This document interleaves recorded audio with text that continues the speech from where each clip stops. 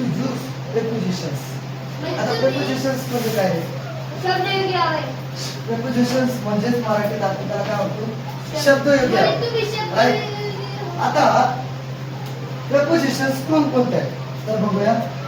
First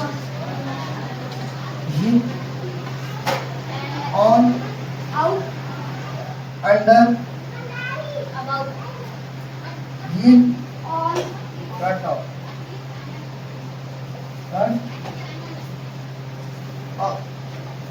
आता हे preposition शिकत असताना आपण in, on, under, in, front of, okay, त्याला कसं यूज करणार बघ. म्हणजे आपण समजा इन म्हणजे आतमध्ये, ऑन वरती, Yes. अंडर खाली असं. In, front of. समोर आणि आणखी एक बघणार आहोत बी आहे. मागे, बी आहे. हुशार बोल ना. आतमध्ये.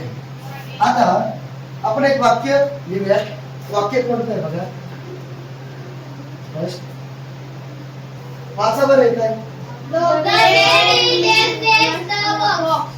How to use prepositions.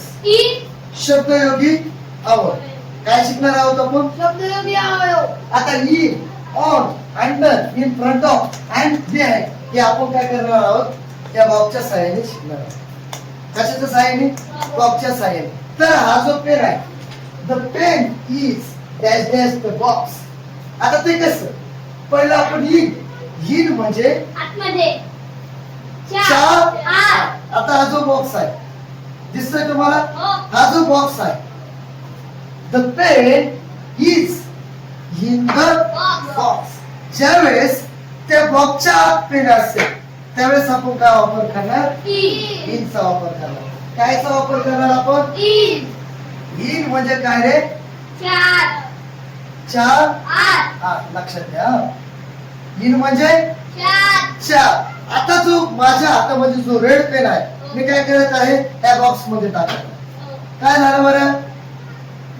हा पेन बॉक्सच्या आत आहे. म्हणजेच मी काय म्हणतो, the pen is In the box. In the Box. Box. आलं लक्षात? Box. आता सेकंड काय आहे बघूया. सेकंड काय वाचावर आहे? On. सेकंड काय आहे? On म्हणजे ऑन. ऑन म्हणजे काय? वर. चार. वर. बर, आलं लक्षात? हो. आता बघूया पुन्हा एकदा. हा बॉक्स मी काय करतोय, या ठिकाणी काय आहे? टेबल आहे आणि या टेबलावरती काय ठेवला मी? बॉक्स ठेवला. आता the pen is On the box. On the box, right? Oh. Because हा जो पेन आहे तो कशावरती आहे रे? Box. बॉक्सच्या वरती. म्हणून वाक्य काय होईल मग वाचा. The pen is on the box. Good, so good. त्याच प्रकारे आपण आता तिसरं जे आहे काय आहे रे? Under. अंडर म्हणजे च्या खाली. काय आहे? खाली. येते लक्षात तुमच्या? हो. अंडर म्हणजे च्या खाली. आता जो पेन आहे पुन्हा एकदा आपण अगोदर कुठे ठेवला होता? On. In. In. त्याच्यानंतर आपण बघितलं On. काय रे? On. On.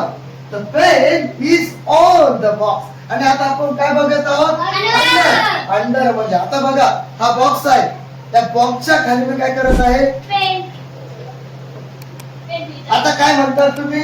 The The pen pen is is under under the the box. पुन्हा एकदा the pen is Under under the the. box. आलं लक्षात? हो. या प्रकारे आपल्याला अंडर समजतं. त्यानंतर